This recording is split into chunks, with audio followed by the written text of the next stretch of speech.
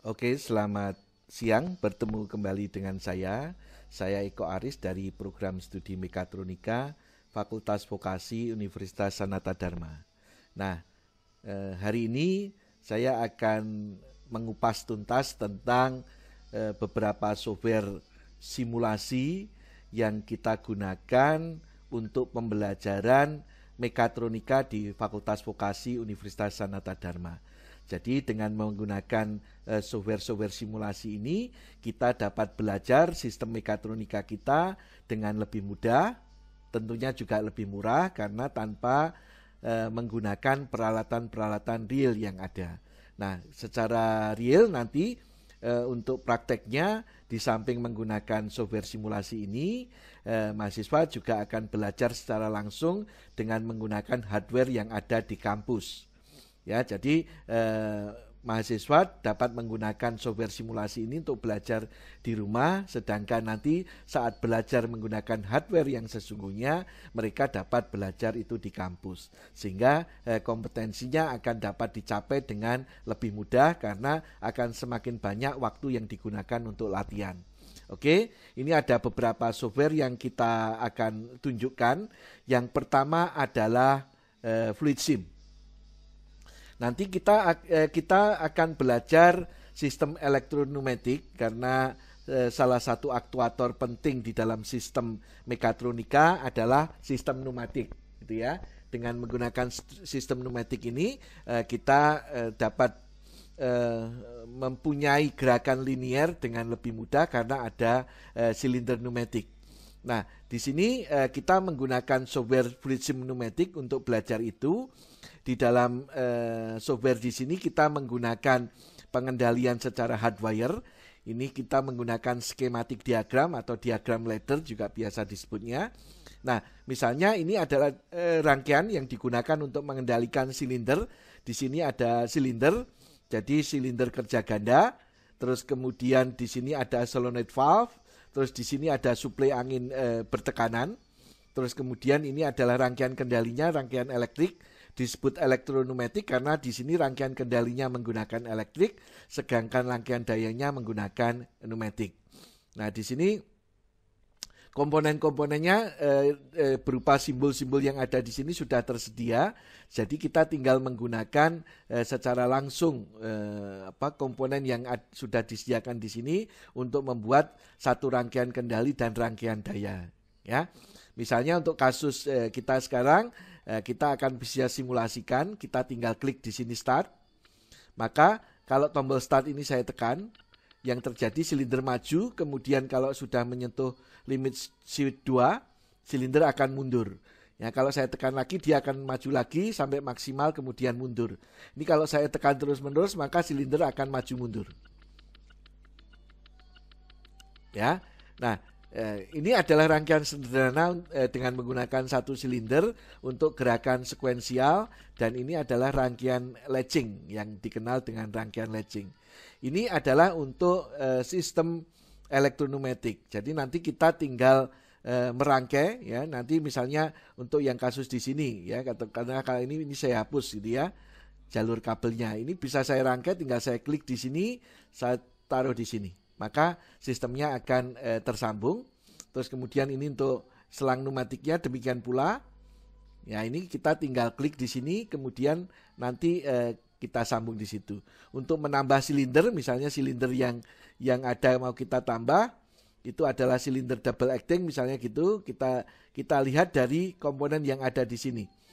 Ya, misalnya ini adalah silinder double acting. Kita bisa tambahkan, kita tinggal tarik ke sini, gitu ya. Untuk solenoid valve-nya tinggal kita tarik juga ke sini. Oke, kemudian kalau mau kita tambah solenoidnya, kita tinggal double klik. Di sini kita tambahkan manual, tambahkan yang elektrik, solenoid, terus kemudian ada spring untuk kembali. Ya, ini adalah solenoid valve 5/2. Oke, begitu. Jadi dengan menggunakan rangkaian ini, kita bisa belajar sistem dengan menggunakan software ini, kita bisa belajar dengan mudah sistem elektroneumatik. Nanti tinggal kita kita belajar kasus-kasus yang ada, misalnya 1 silinder, 2 silinder, 3 silinder, terus kemudian dengan menggunakan sistem vakum, kemudian kita membuat diagram sekuensial, kita bisa menggambar, kemudian mensimulasikan. Sebelum nanti secara real disimulasikan secara langsung di kampus. Oke, itu untuk elektroneumatik. Untuk yang kedua adalah elektrohidrolik. Jadi ini adalah sistem elektrohidrolik. Ini bisa saya besarkan sebentar. Nah, ini adalah rangkaian kendalinya dan rangkaian dayanya, ya, sama seperti tadi. Rangkaian kendalinya di sini, rangkaian kendalinya yang kanan ini berupa elektrik, rangkaian dayanya berupa hidrolik, maka disebut elektrohidrolik.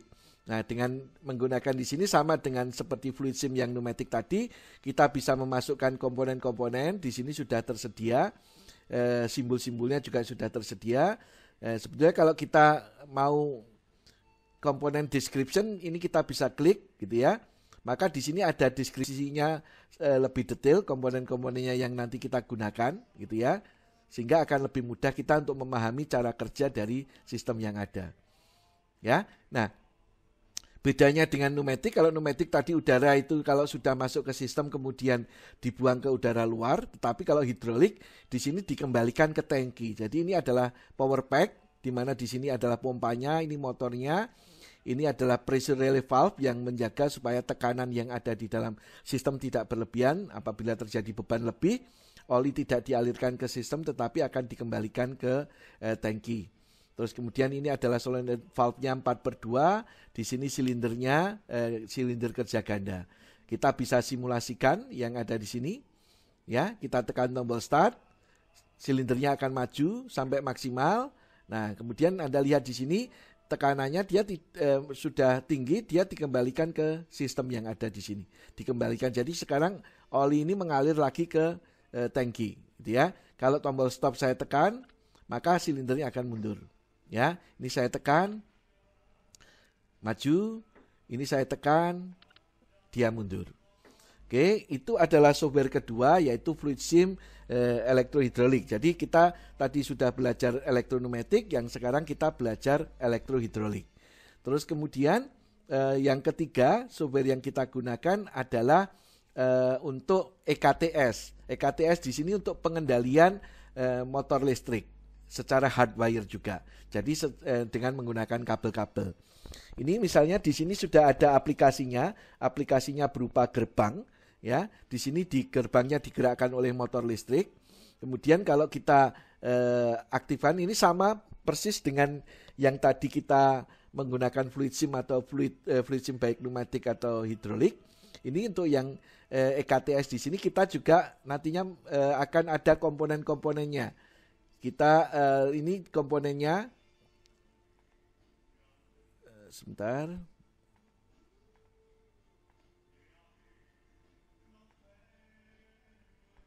Nah, ini adalah komponen-komponennya. Nanti misalnya ini adalah komponen untuk kontaktor, ini komponen untuk lampu, ini komponen untuk limit switch dan sebagainya. Yang ini nanti kalau kita double klik, ya, misalnya ini akan masuk ke dalam sistem yang ada di sini. Jadi nanti kita tinggal merangkainya seperti itu. Ya, jadi ini kita bisa simulasikan sistemnya kita. Seperti tadi kita run yang ada di sini. Kemudian kalau kita tekan tombol start, maka gerbang akan ke kanan. Kemudian setelah maksimal dia akan ke kiri, minimal dia ke kanan lagi. Yang setelah maksimal dia ke kiri lagi dan seterusnya. Sampai kita menekan tombol stop. Kalau kita tekan tombol stop, sistem akan berhenti dan akan melanjutkan gerakannya jika kita tekan tombol start. Ya, dengan menggunakan sistem ini kita bisa belajar membuat rangkaian pengendalian secara hardwire menggunakan kontaktor, di mana di situ motornya yang nanti bisa kita pakai. Yang ada di sini kita ada motornya, induction motornya, ada yang single fase, ada yang start delta, ada yang 3 fase. Jadi nanti kita bisa belajar juga rangkaian start delta dan sebagainya yang digunakan untuk mereduksi arus saat start. Ini adalah software yang ketiga, EKTS. Terus kemudian kita ada software lagi yaitu saat kita belajar kalau ini kita mengendalikan motor AC 3 pas dengan menggunakan kontaktor, kita bisa belajar juga motor AC 3 pas yang kita gunakan dengan menggunakan inverter, ya, pengendaliannya dengan menggunakan inverter. Kita menggunakan softwarenya namanya V1000 Programming Simulator. Ini adalah produk dari Yaskawa. Kita juga punya hardware-nya secara real di kampus. Jadi nanti di sini kita bisa belajar bagaimana setting parameter untuk mengendalikan motor secara lokal ataupun secara eksternal. Kita bisa mengatur frekuensi, mengatur akselerasi, ya, terus kemudian mengatur kecepatan. Jadi kalau di sini kita frekuensinya 50, kita hidupkan secara lokal. Jadi nanti kalau kita jalankan, kita pertama kali klik powernya, ya, terus kemudian kita klik lokal, maka ini kita mengendalikan secara lokal. Frekuensinya kita ganti pakai enter di sini, maka ini berkedip, terus kita masukkan, misalnya kita panah turun, dia frekuensinya 30, kalau sudah selesai kita enter.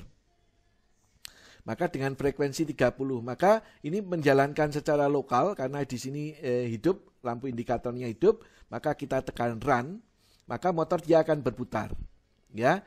RPM-nya di sini 900, ya, karena setting RPM maksimal nanti adalah 60 RPM, sehingga kalau 60 RPM 1800 kita bisa cek, kita enter di sini, kita naikkan jadi 60, maka kalau kita enter kecepatannya akan menjadi 1800 RPM, ya. Nah, ini untuk putaran clockwise, maka di sini positif. Kita juga bisa untuk putaran yang counter clockwise. Nah, misalnya ini kita ganti reverse, kita enter, maka ini putarannya akan berkebalikan sehingga RPM-nya di sini menunjukkan minus, nanti ini ada deselerasinya, terus kemudian dia berputar balik, ya. Oke. 1800 dengan putaran counterclockwise. Oke, jadi bedanya dengan kontaktor yang tadi, kontaktor hanya bisa menjalankan, membalik arah putaran, terus kemudian menghentikan, memberikan proteksi. Tapi dengan menggunakan inverter di sini, yang semakin banyak aplikasinya di industri, kita bisa menjalankan, menghentikan, memberikan akselerasi, memberikan deselerasi, terus kemudian mengatur kecepatan, memberikan proteksi, itu semua kita bisa melakukan dengan lebih mudah dengan menggunakan inverter. Dengan inverter juga kita dapat mengurangi konsumsi energi apabila nanti kecepatannya kita kurangi, misalnya untuk aplikasi pompa, untuk aplikasi blower, di situ banyak digunakan untuk mengurangi konsumsi energi. Kemudian ini kita stop, ya. Jadi ini adalah software keempat yang kita gunakan untuk belajar pengendalian motor listrik. Jadi kita sudah belajar untuk pengendalian elektroneumatik, elektrohidrolik, kemudian motor listrik dengan menggunakan kontaktor, kemudian yang keempat di sini adalah motor listrik dengan menggunakan inverter. Oke, terus kemudian kita juga ada software yang digunakan untuk PLC, ya. Untuk PLC kita menggunakan PLC Omron yang ada di sini dengan menggunakan software CX Programmer. Terus kemudian tidak hanya PLC, kita juga belajar HMI. Kita menggunakan CX Designer, di sini juga menggunakan HMI dari Omron. Nah, dengan di sini kita bisa belajar membuat program PLC kita, ya, membuat program PLC kita, terus mendesain HMI kita, sekaligus nanti mensimulasikan, ya, mensimulasikan HMI kita dan program PLC kita untuk kita koneksikan, sehingga tanpa memiliki PLC ataupun memiliki HMI, kita bisa belajar pemrograman PLC dan desain HMI. Jadi beberapa video kemarin saya sudah tunjukkan bagaimana caranya memasukkan yang ada di sini, caranya setting. Misalnya kalau ini double klik, kita bisa settingnya, warnanya, terus labelnya kita beri nomor tombol start, terus kemudian alamatnya kita bisa setting semuanya yang ada di situ. Terus bentuknya ini kita bisa pilih gitu ya. Mau tombolnya bentuknya seperti apa, kita bisa pilih yang ada di sini. Ya, misalnya ini digunakan untuk switch, misalnya di situ, misalnya push button, ya kita bisa milih switchnya macam-macam gitu ya. Terus kemudian nanti jangan lupa yang penting juga ada alamatnya yang sesuai dengan program PLC kita. Jadi di program PLC kita di sini nanti ada alamatnya, yang alamatnya nanti juga sama dengan alamat yang ada di CX Designer di sini. Misalnya ini alamatnya W00, Anda lihat di sini, maka di PLC tadi programnya adalah W00. Oke, nah kalau ini nanti sudah kita buat desainnya, sudah kita masukkan alamatnya, kemudian kita bisa gabungkan antara PLC dengan HMI, terus kemudian kita simulasikan.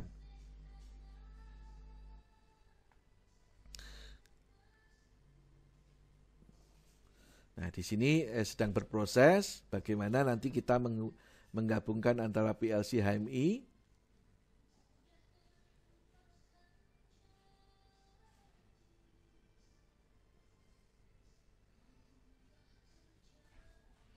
Oke, kita tunggu prosesnya. Ini sedang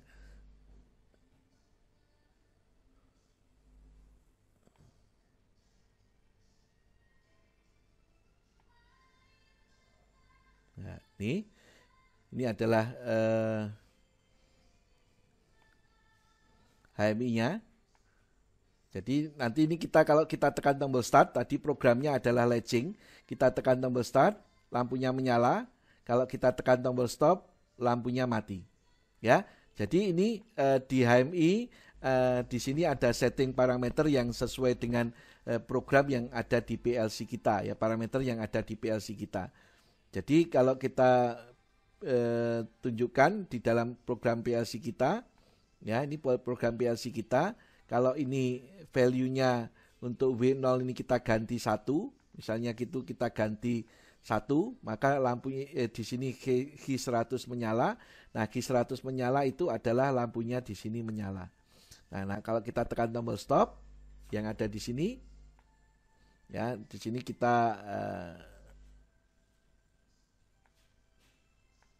kita latchingnya kita matikan, kemudian kita tekan tombol stop, maka lampunya mati. Kalau ini kita start, lampunya hidup, kita stop, lampunya mati. Oke. Nah, ini untuk kita belajar tentang pemrograman PLC dan desain HMI dengan menggunakan software CX Programmer dan CX Designer. Oke, ini kita exit simulatornya. Nah, kemudian setelah itu tadi ini sudah program yang kelima ya, berarti Fluid Sim Pneumatic, Fluid Sim Hydraulic, EKTS, kemudian V1000 Programming Simulator untuk inverter, dan ini adalah CX Programmer dan CX Designer yang nantinya kita bisa simulasikan. Itu adalah yang kelima, itu ya. Yang sekarang berikutnya adalah software Cosimir Educational. Jadi kita bisa belajar pemrograman robot, gitu ya, pemrograman robot sekaligus simulasi pemrograman robot tadi, sehingga kita bisa tahu bahwa sistem robot kita bekerja atau program yang kita buat itu bekerja sesuai dengan yang kita inginkan. Jadi di sini misalnya untuk program palet yang ada di sini, ya kita bisa start, maka robot akan mengambil di situ. Ini adalah program Cosimir Educational. Jadi kalau di real nanti kita juga memiliki robotnya. Kita menggunakan software Cosimir yang profesional, yang programmingnya sama. Nanti tinggal kita aplikasikan secara real di robot yang asli di kampus. Kita ada robot Mitsubishi RVM1 dan juga nanti kita ada robot ABB yang kita juga akan belajar di kampus. Ini adalah software untuk Cosimir Educational. Jadi nanti kita bisa, ini di sini ada beberapa contoh untuk aplikasinya. Itu tadi aplikasi untuk robot artikulasi. Kita bisa pakai robot Skara.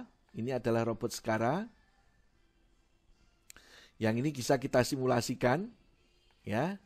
Maka robot Skara di sini akan berfungsi untuk palletizing. Ya, di sana ada conveyor yang bisa kita simulasikan. Nah, seperti itu. Jadi ini adalah software keenam yang nanti kita gunakan untuk belajar mekatronika secara virtual, jadi programming sekaligus nanti simulasi secara virtual sehingga kita bisa belajar dengan lebih mudah dan lebih murah ya belajar tentang mekatronika. Nah, kemudian yang terakhir software yang kita gunakan adalah software untuk Syros. Ya, ini software Syros educational. Jadi di sini untuk simulasi virtual sistem otomasi kita. Jadi dengan menggunakan software Syros di sini kita bisa nantinya membuat program robot, program PLC, terus kemudian mensimulasikan ya secara virtual di situ. Nah, ini misalnya untuk aplikasi untuk di sini MPS Robot Assembling Station ya. Maka kita bisa start ya, kita menggunakan software Syros yang ada di sini. Oke, kalau sudah ini kita tekan tombol reset. Oke, robotnya sudah siap. Kita masukkan benda kerjanya, ya, kita masukkan benda kerjanya. Kemudian kita ini untuk benda kerja yang spring. Terus kemudian ini untuk pistonnya. Terus kemudian ini untuk covernya. Ya, kalau sudah, ini kita bisa start. Ya, maka sistemnya akan bekerja untuk mengassembling. Ini assembling dari single acting cylinder menggunakan robot. Jadi ini prosesnya. Bagaimana robot mengambil dulu tabungnya, terus kemudian diposisikan tabungnya, terus selanjutnya nanti dimasukkan piston. Oke, dimasukkan pistonnya. Terus kemudian setelah itu dimasukkan springnya. Ini ada spring. Ya, ini ada springnya. Terus kemudian dimasukkan covernya. Ini covernya.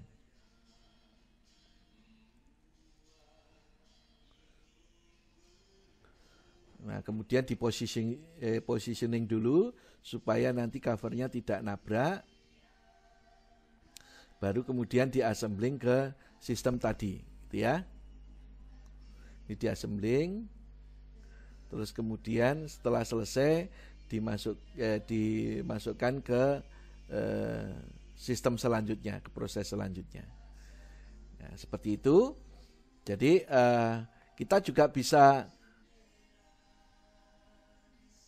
belajar untuk sistem yang lain. Ini untuk yang Syros ini. Ini untuk yang belajar tentang robot programming. Kita juga bisa belajar untuk yang PLC programming. Ya, tadi ini misalnya turning module, ini kita bisa jalankan untuk referensinya di sini. Nanti kita juga bisa pakai user module, jadi kita menggunakan desain yang ada di sini, kita bisa nantinya menggunakan user module. Oke, jadi di sini kalau ini sudah, ya ini tinggal kita start.